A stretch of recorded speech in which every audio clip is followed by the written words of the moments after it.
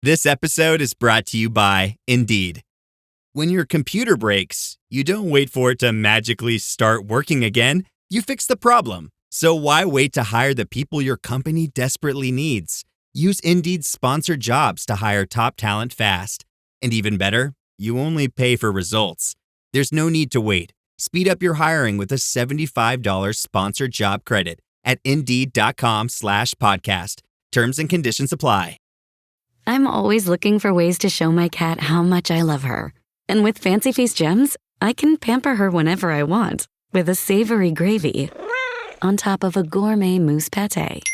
The pyramid shape makes serving simple, so all I have to do is peel and plate to make mealtime feel extra fancy. And with 2 entrees in every pack, it's easy to turn every day into the extraordinary. Fancy Feast gems.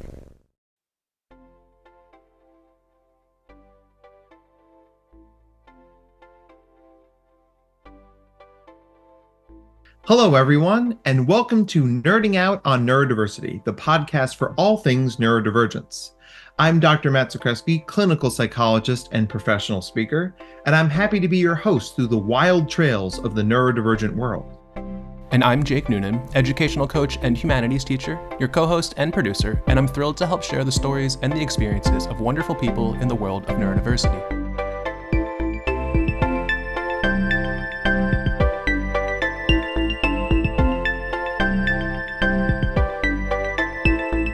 We're really excited for today's guest, which we are going to say a lot because we're always really excited about every guest we get. So let's get into it. Hello, everyone, and welcome to another episode of Nerding Out on Neurodiversity. I'm your host, Dr. Matt Zakreski. Now, this is normally when I would say with me, as always, is the incomparable Jake Noonan, but his immune system has decided to rebel, and Jake is currently laying on a couch somewhere in Vermont recovering. We love you, Jake. We hope you feel better soon.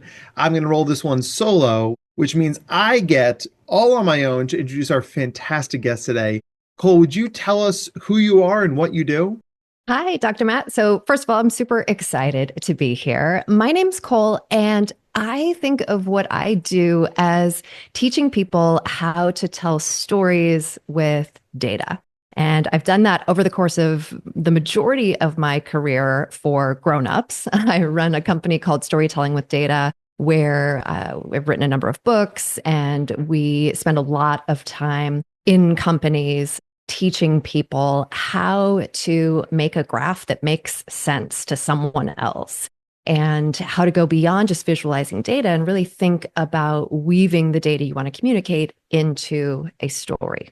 But the part of that that's probably most relevant for your listeners is my latest project, which is actually a children's book called Daphne Draws Data that really aims to take the same sort of lessons that we teach grownups and bring them to the elementary crowd. So I think for me, a couple of things. One, interacting with so many adults and always hearing the sentiment, I wish I'd learned this sooner.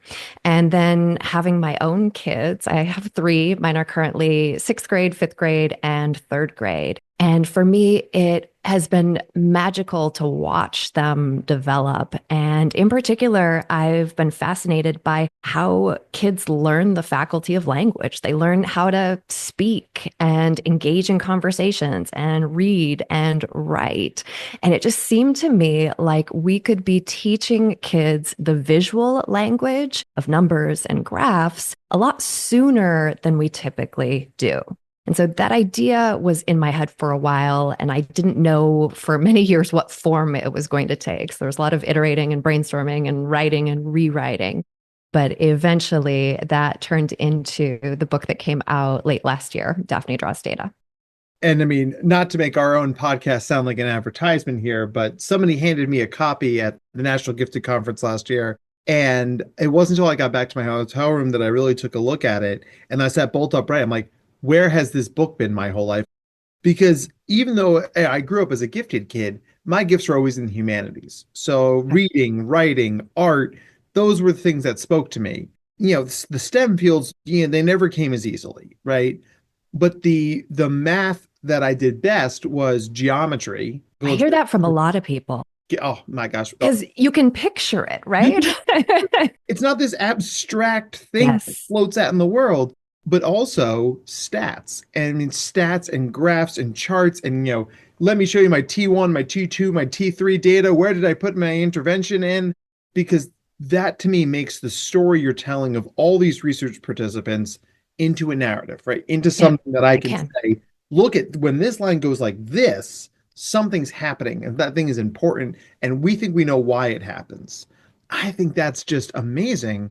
I don't think there needs to be some sort of moat between STEM. There doesn't have to be. Yeah. And that's really the superpower that I want to bring to more kids and educators and parents, and really remove that level of abstraction that you've talked about, because kids are so great at doing a couple of things. One, they're super curious. They're just naturally asking questions all the time about themselves, about the world around them. And they love to draw. So I think if we can teach them how to take those two things, right? How to not just ask questions, but ask questions in a smart way, and then understand how might we gather data, or where could we look to find data that would help give us the answer or some insight around that. And then how do we take those things and visualize them in a way that we can tell that story and answer the question?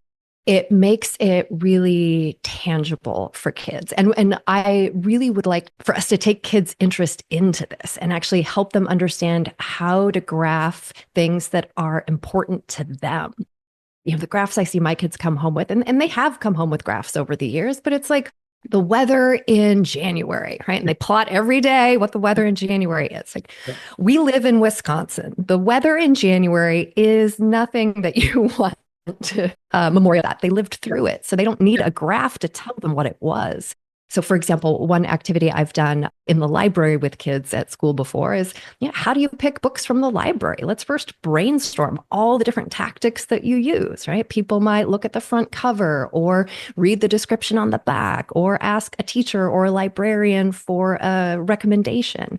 And then we do a blind survey where they close their eyes and everybody raises their hand for the way that they most often choose their books from the library. And then we graph that data together. The one I did most recently, actually, it came up often, which was surprising to me, but often the way that at least the sort of second to third grade crowd picks books at the library is based on a series that they know that they like and enjoy. And so go find other books from that series, which makes total sense, but I never would have anticipated that. But now they've got a new strategy that they can use the next time they go to a library and need to pick out a book. Or we've done a similar thing with what's the best place to, or where is the best place to make friends on the playground, right? And we talk about the different places, get some data, graph it. And now if your friend who you usually play with is out sick for the day, where might you go in order to kindle a new friendship? And as we get to older kids, you can get them graphing increasingly interesting things. So I use my own 3 as guinea pigs, and we graph things like, how much time did you spend on a screen? And what time did you go to bed? And what's your mood like? So you can start to help kids see relationships between their different behaviors so that they can maybe decide for themselves what they want to do. I had my 12-year-old tell me, I need to go to bed earlier because I've noticed when I go to bed late, I'm grumpy the next morning. Like, that's amazing. And so much more powerful than us just telling them that. Yeah. Right? Well, it teaches problem solving. I think more than any of this, right? Part of it is the math, but the bigger thing is the logic and the ability to understand how to think about a problem and how to break it into pieces so that you can collect information and answer that question, which these are skills that are going to serve throughout their lives in any sort of role as we think into the future. I mean, absolutely. And the self-awareness piece, right, is interestingly what you and I both have in common, right? A lot of times when people come to me for therapy, they're like, they want to learn something. They feel like they have to go out there, wherever there is, and get it. And we almost certainly will have to do that at some point. But so much of good clinical psychology work is teaching your brain to give you more credit for the stuff you're already doing. Yeah. Right. So I don't need to completely rewire my sleep system. I need to figure out what I'm doing right now. I already have data in place. I'm going to use those data to make an informed choice rather than I have to start from zero, get a month's worth of data, and then figure out what I'm going to do. Right? We're sitting on so much more knowledge and insight than we give ourselves credit for. Right? Absolutely. And when you bring someone's awareness to that, it's like, wait, what? I already have so much of this. People say this to me all the time, like, I'd be the best therapist. I give the best advice. I'm like, that's actually not my job. We're not trained to give advice. Because the answers you have are already inside you. What a professional, somebody like me or you, does is take that information and shape it or direct it in a way that's going to give you the most benefit. And the awareness piece in particular is so useful. And this is a well-known phenomenon that as soon as you start tracking something, that in and of itself likely will drive some sort of behavior change just because of the additional attention it brings to it and the awareness, right? Anybody who's ever tried to lose weight and keeps a food log can relate to this.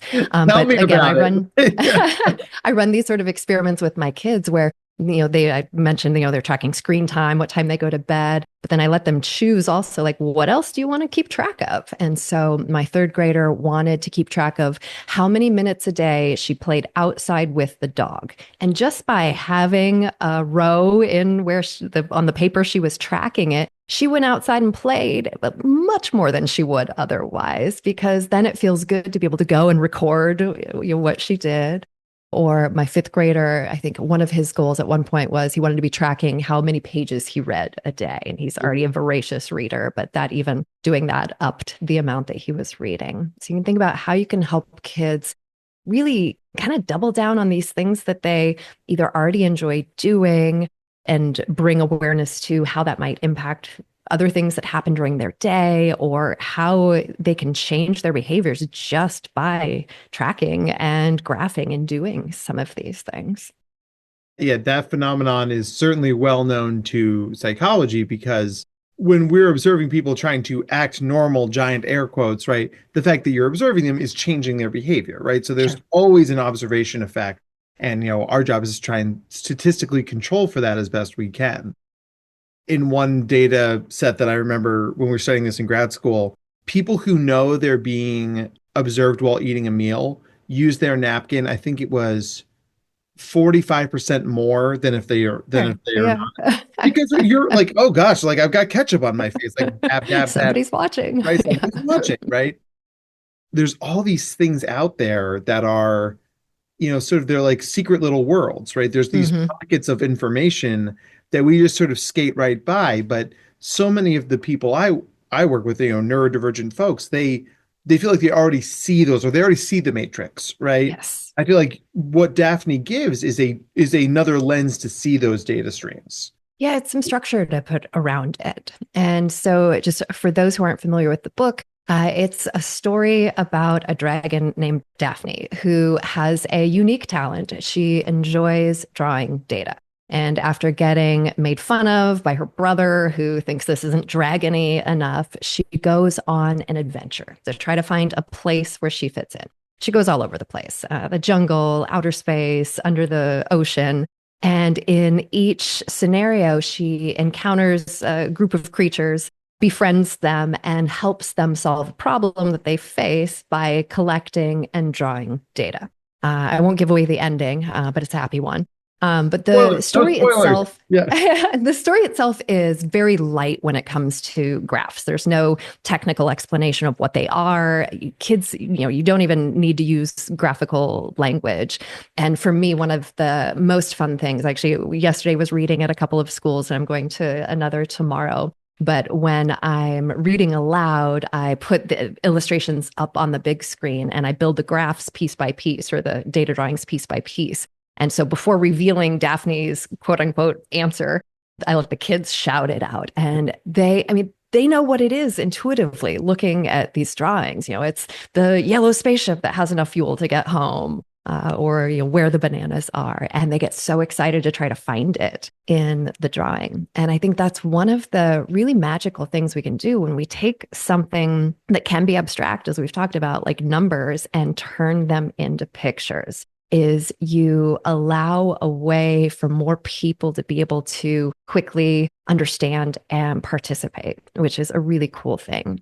Back on the book, after the story ends, there is a graph glossary that goes through each of the 4 types of graphs that Daphne draws along her adventures. And there it does give more of the technical pieces of, what this graph is, how you would use it. Also, there are some prompts for activities, for bar charts and line graphs and pie charts and scatter plots. And I'll just do a quick plug for the website where we have a ton of additional resources as well. And that's at daphnedrawsdata.com, where we have support for parents, resources for educators, and activities for kids. And this is almost certainly where Jake would say, and we'll put all that in the show notes. So I'm going to say it. We'll put all that in the show notes. Jake knows how to, and I'm sure he will. Hey everybody, Jake here from the future. Sorry for missing this recording, but I just wanted to stop by and let everybody know that as of today, when this episode comes out, September 23rd, Cole's book called Storytelling with Data Before and After, Practical Makeovers for Powerful Data Stories, is officially out everywhere that books are sold. Throughout the entire book, you'll end up seeing a lot of client examples from over about a decade or so, helping different professionals from a myriad of industries all learn how to transform their data into compelling visuals and narratives. So check it out when you get a chance. Back to the conversation with Dr. Matt and Cole, and apologies again for not being here for this recording, but I'll be with you guys next time. I think the thing that was the highest on my list of questions here, because the book's amazing, it genuinely, Thank you. Packaging math this way, why do you think it's more effective than how we are currently teaching math in America in 2025? I mean, this isn't to dunk on any classroom teachers, right? Because they're handed the curriculum, right? But reading that, my first thought was, oh my gosh, if somebody had taught me math this way, ... right? I mean, it felt like doors were opened that I didn't know were opened for me. So, how do you think that reflects on the current state of math education? Well, I would say the thing that I love most about graphs as an entry point into math is that there isn't a strict right and wrong in the way that there is in a lot of areas of math. There's room for creativity. Different approaches are applauded, right? There's not one way to do things. Any data can be graphed typically a number of different ways. And so I think it can be a less intimidating way to teach a subject that is oftentimes intimidating. And some of that's just culturally. And I think because of how it is culturally, it ends up coming across sometimes in teaching as well, which is this idea that I hate, which is, that math is complicated and it's hard or it's boring or it's something to be feared. My daughter came home with a book a couple months ago and she was so excited. She's like, Mom, a book about math. But the book about math was called something like, I'm learning to love math, or I'm trying to love math. I'm just like, that's the wrong thing. So my 3rd grader who grew up with a mother who is a mathematician needs to love math. She shouldn't, I don't know. It's just this idea that you should fear it. The number of stories that I have heard from people that are something to the extent of, my X grade teacher, my 4th grade teacher, my 5th grade teacher, my 6th grade teacher, they said, you're not just good at math, or I had a hard time with math, and so just stopped. Almost everybody, I think, can think back to a time when it comes to math, where either something was difficult and it went wrong, or a teacher did something. I don't know why that seems to come up in math more than anywhere else. Maybe it is because of this perception of there being a quote unquote right and wrong way to do things or answers. One of the things that drives me nuts is my 6th grader, his brain definitely works a little differently in such magical ways because he can get to the answer. He can't for the life of you do the steps in the way they want him to. And because of that, he gets docked points. And I'm like, I don't get that. We should be applauding different ways of solving problems and encouraging that and trying to help kids put words around it so that they can explain it. Because maybe if he can do it a way that's different, it might enlighten somebody else in the class who's struggling with the way that's being taught. So I don't know. I don't think it's an either or. I think there's a really nice and that happens here where we can layer visualizing data and using graphs to answer interesting questions and bring that into math curriculum, bring it into other curriculums as well, because though it's numbers based, it doesn't have to be about math. You can be plotting totally different things and getting some exposure to math along the way. So, And I think that there's so much pain and shame caught up in math education, right? And I hear similar stories, right? And frankly, I have one myself, right? Eighth grade math, like because math draws itself towards, 7 times 4 is always 28, right? So it lends itself to this kind of thinking of like, well, you got the right answer, so you're smart, or you got the wrong answer, so you're dumb. And when you have brains like your son's brain that skip steps, right, or can't really necessarily show the steps, it's easy for that to sort of drag into this, well, you're wrong, not because you didn't get the right answer, but because you did it the wrong way. And, this is why a lot of scholars in my field characterize giftedness not only as neurodivergent, right, but also as a learning disorder. Because if your brain moves so fast and you're not laying down those steps, there's evidence that shows that kids can't go back and tell you how they got to the answer. Yeah. They got to it so fast. And it's really fascinating because they're like, how could something that is such a strength also be a weakness? But that's really what the whole neurodiversity movement's all about, right? That there is no right way to do anything, that differences aren't deficits. So your son definitely sounds like one of our kiddos.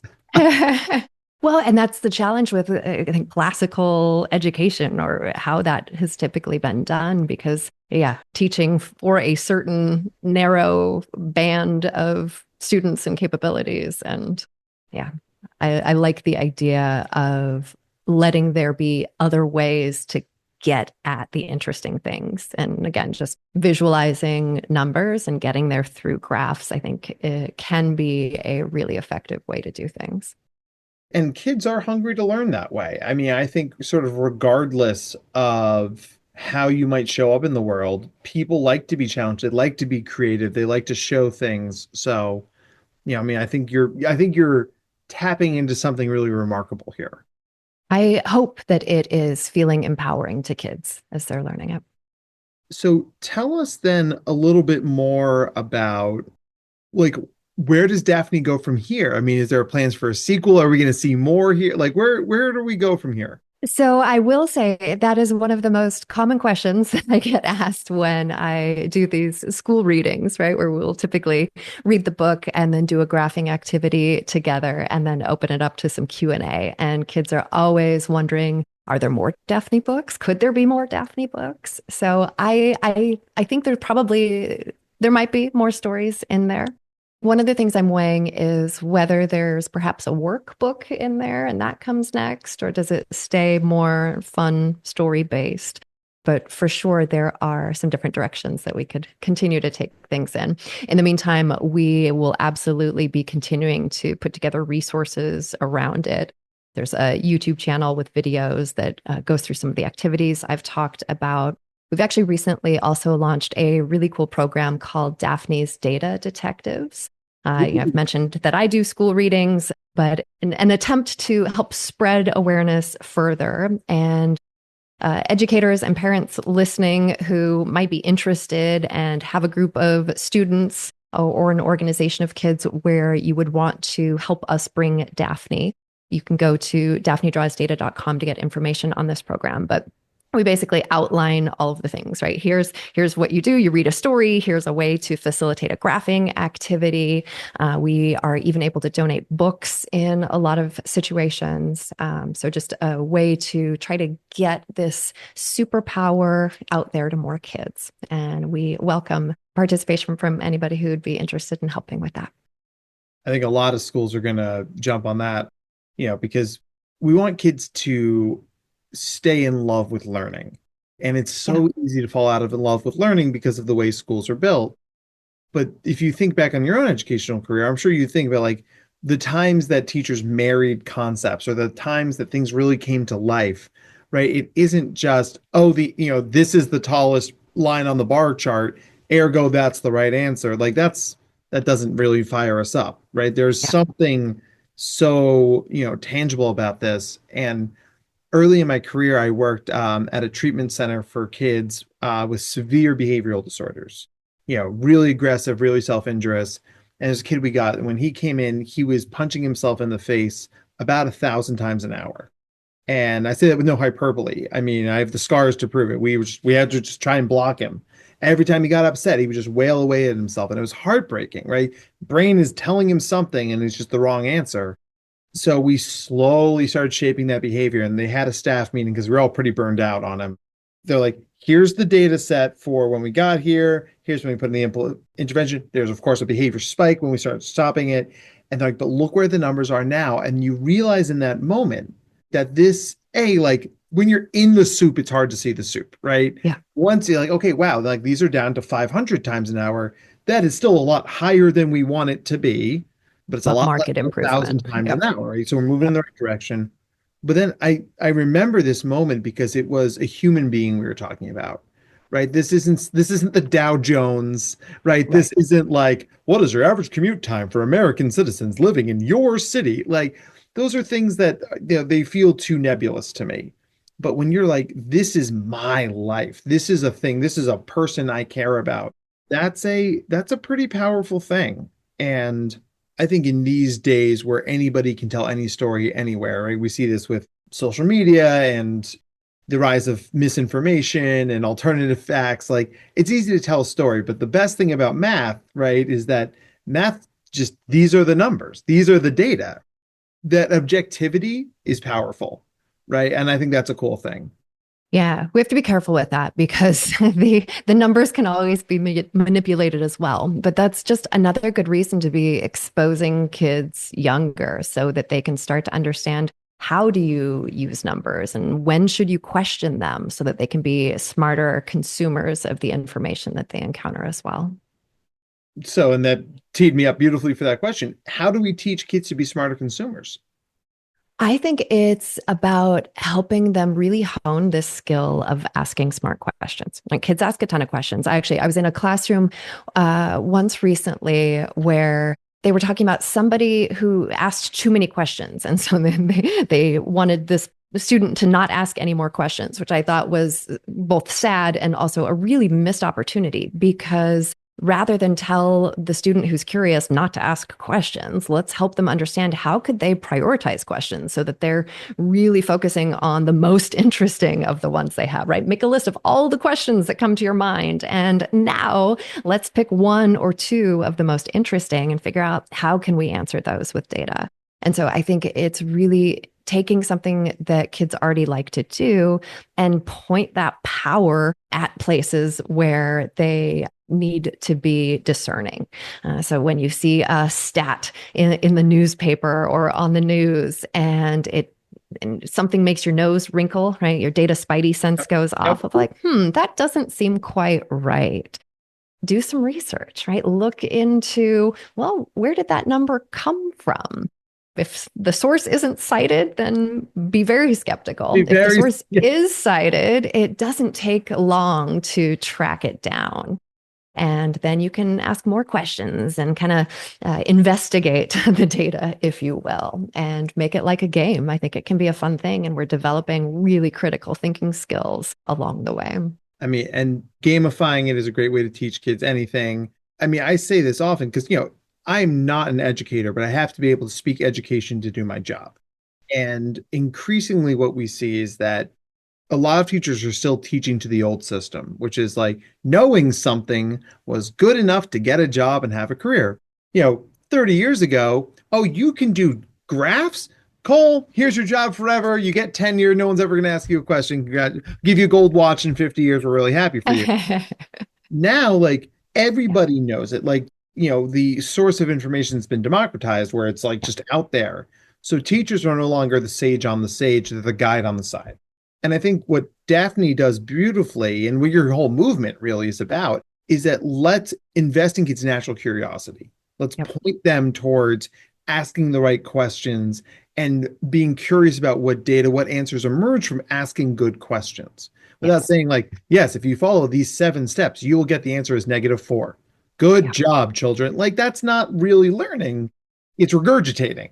So, I mean, I just think that's a powerful thing. But where does the courage to teach kids that way come from for you? Because that you're choosing a harder way, right? It would be really easy to say, then Daphne says, now put these data in this column, right? Like, so where's that courage come from for But you? it's so gratifying when you see the spark of excitement in kids' eyes, when they're cheering because the thing that they wanted to come out on top does, right? It's got the biggest bar. It's when they're invested and they're excited about making a graph. I think for me, that wins. It definitely wins. And I'm reflecting on like, this may not seem on the surface like they have anything to do with each other, but in the late 90s, early aughts, there was this sort of revolution in how we were teaching social skills because social skills are not really a thing that can be taught didactically. It's not like, all right, Cole, I'm going to say this, then you say this, and then I'm going to say this. And like, it's not a script. You're teaching kids to be curious or teaching kids to think on their feet. And one of the seminal books in that movement is Michelle Garcia Winner's How to Be a Social Detective. Kids are naturally curious. I like the title. It's a great title, right? And Michelle's amazing. And you look at it and it's like, oh, Johnny is walking this way today. He doesn't normally walk this way. What could that possibly mean? In this idea of Daphne's detectives, it's the same idea. You've got this sort of nebulous concept that could be a little scary and overwhelming, but you're already a good thinker. You already know how to ask good questions. You're already taking data, whether you know you are or not. Yeah. It's those same sort of critical thinking skills that it sounds like it's trying to promote, which is absolutely what Daphne would like. Right. When you said that, I was like, oh my gosh, I hadn't made that connection till just now, right? But I mean, it's just such a powerful thing. And I'm having written a book myself, right? Writing books is not easy. And how many, Cole, have you written now? I am laughing to myself because we're editing the 5th book right now, and it is not easy. God, it's just the worst.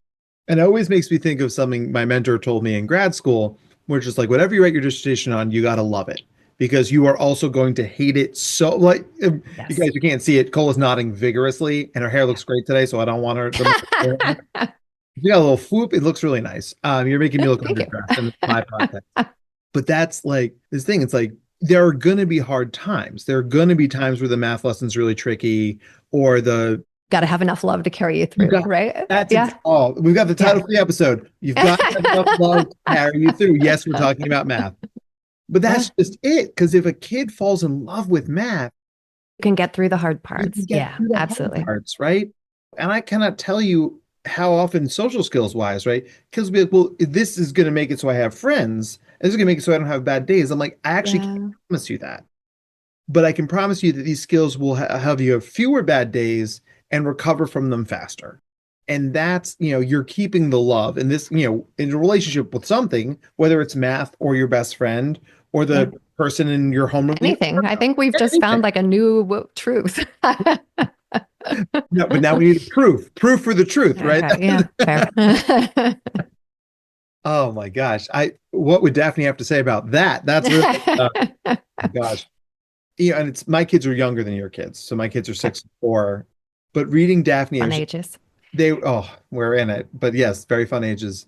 And my kids were watching PBS Kids and I looked up and I was like, there's a universe in which Daphne's on that show, right? Like, that would be a fun fit. That would just, it's so aligned because kids are smart. They're smarter than a lot of adults give them credit for.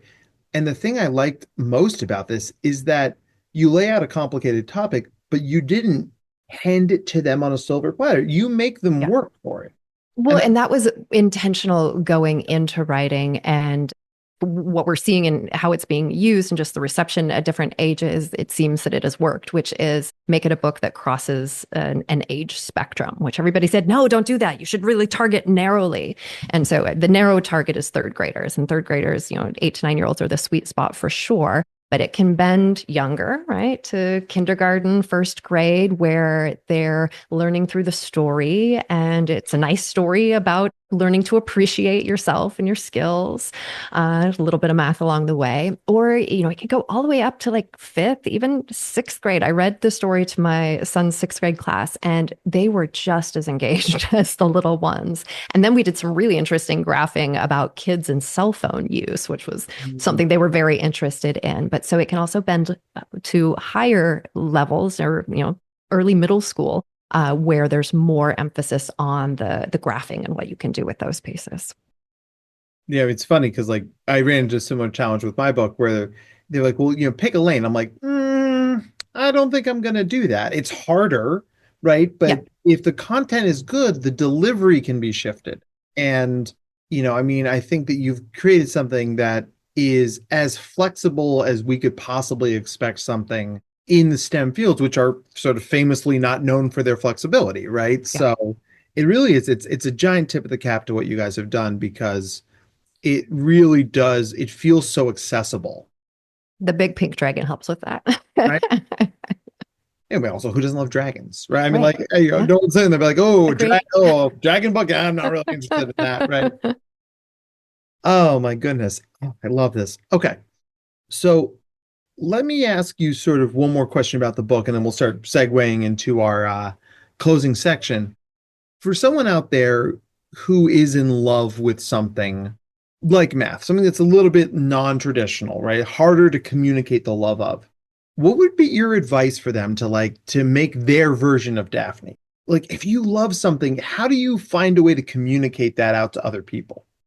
Well, I always think putting it down in words and pictures is a great way because then through the words, you can express yourself and you can refine those words as you edit. And through the pictures, you can actually show other people. So I would say if there's something you love, think about what you would say about it and how you would visualize it and put that in a poster or write a story, do something so that you have something you can point to and show with it, which is a fun project for kids to undertake as well.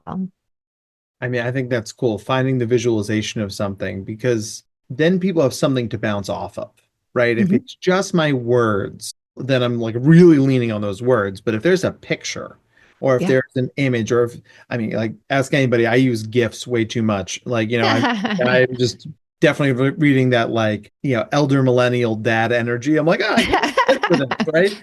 But it means sometimes a GIF is something more profoundly communicated than just words or even an emoji. What's more nebulous than mental health, right? I mean, it's totally ephemeral, right? So anytime we can concretize that stuff, I think you're giving people a shared platform to jump off of that's going to increase confidence and competence. And then we all just become a lot more conversant together, right? So, well, and that's the thing is it helps start conversations or can lead to questions that lead to conversations and get people talking. And if you're excited about something, I think talking about it to someone else is a great way to get that across because it'll come through in your voice, in your words, in your body language. I think that's true, especially in the neurodivergent population. I mean, I often say we're allergic to bullshit. Like, you can't fake it with us. Can't fake it. Like, I've sat and had people talk to me about their interest in like jungle snails. And I'm like, you really care about this. It's not really my thing, but like the fact that you care hooks me, right? Yes. Makes you care more than you otherwise would, which is profound. And for as many math books as been given to me over the years, the only other book that made me feel the way Daphne did was It's How Not to Be Wrong. I don't know that one. Oh man, it's such a good book. Jordan Ellenberg.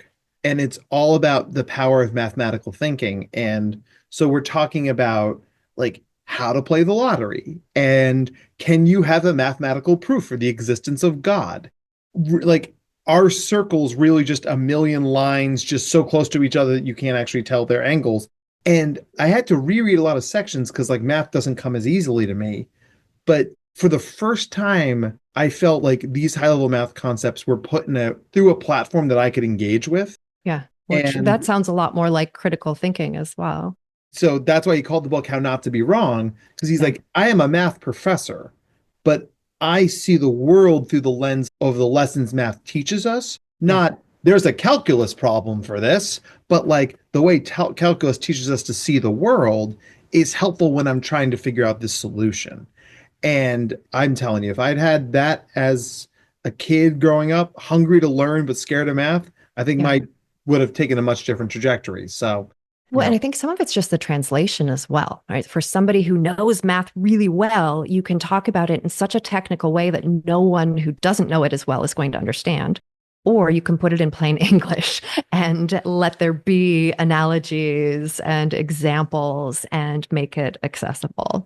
And so my approach with little ones and with grown-ups is the latter, which, yeah, people tend to enjoy more, I think. which is why honestly you're a great fit for this podcast, because that's why we have experts on here to talk about the things they do so well, and we put them in accessible terms, right? I mean, you and I could absolutely high level, well, I'm not sure if I could high level it with you with the math stuff, right? But we could But I'd put it into plain English, so we could. we could, right? And that's what makes this conversation work. I mean, anyone who knows me, if you've ever seen me talk, like I'm a brain nerd. I'm going to start with, like, oh, you want to talk about the lateral cingulate cortex? Oh man, I'll nerd out about that. But then I can tell a parent, like, here's what that does, and here's how that shows up in your 11-year-old.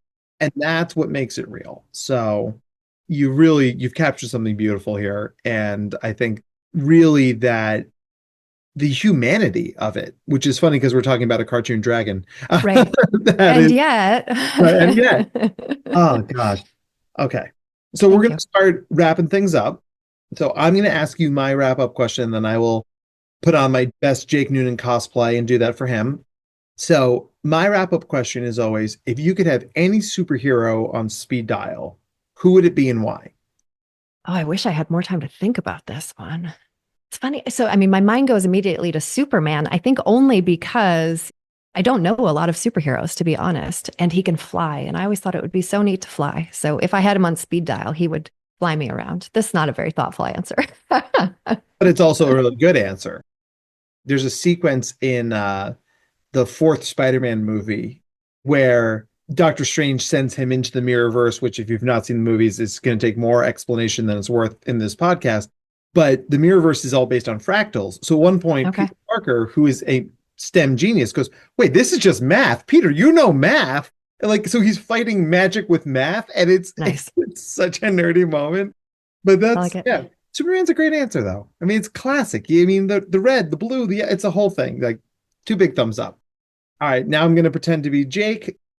All right, so Cole, what's your favorite word and why? Penultimate.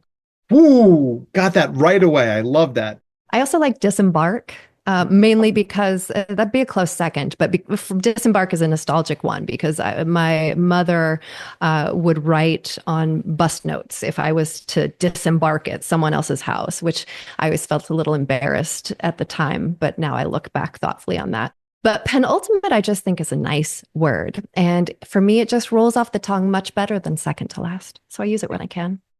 Oh my gosh. It's a really great word. And it makes me think of a kid that I used to work with at a school for gifted kids, one of my favorite kids I've ever worked with. And he came up to me one day and he's like, Dr. Matt, it's the anti-penultimate day. And I was like, anti meaning opposite? He's like, no, anti meaning before. So it's the third. Oh, anti-penultimate. And nice. So I was like, oh my gosh, like now I know this word. And so phenomenal word. Also, both words fun to say, penultimate, disembark. Yeah, agreed. So Cole, I learned so much from you today, and I really appreciate you taking the time. Is there anything you'd like to send our listeners home with? I would just encourage you, if there was anything inspiring that we've talked about today, please share the love or pass on the love of graphs and the superpower of making numbers visual to a child or children in your life. For resources there, I'll just one more time plug the website, daphnedrawsdata.com. I mentioned briefly before that we teach adults in this space. All of those resources can be found at storytellingwithdata.com. Awesome. Well, then we are in really great shape here. I think we learned a lot. You are a delight, and I'm sure a lot of people are going to take advantage of the resources you've shared. So thank you so much for your time and your talent. And for everybody here at Nerding Out on Neurodiversity, thanks for joining us. Don't be scared of math, right? There's love in math too. We learned that today, right? Until we see each other again, thank you for trusting us with your time. I'm Dr. Matt Zakreski, playing both parts today, myself and Jake Noonan, and we'll see you guys next time. Take care. Nerding Out on Neurodiversity is brought to you by Dr. Matt Zakreski and the team at the Neurodiversity Collective. To learn more about the Neurodiversity Collective or to be a guest on the podcast, please visit our website at www.theneurodiversitycollective.com/podcast. Audio and production by Jake Noonan. Show your support by subscribing, leaving a 5-star review, and telling your friends about us. Our Instagram and social media handles are at #NoonPodcast, NOON podcast. Your support is appreciated and keeps us going. All discussions presented on this podcast are strictly for informational purposes, awareness, and understanding.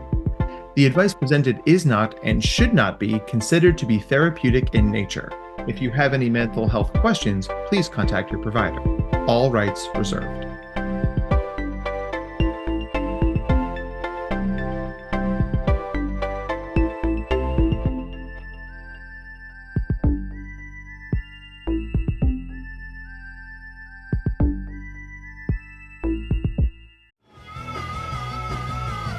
You're listening to the Geekscape Network.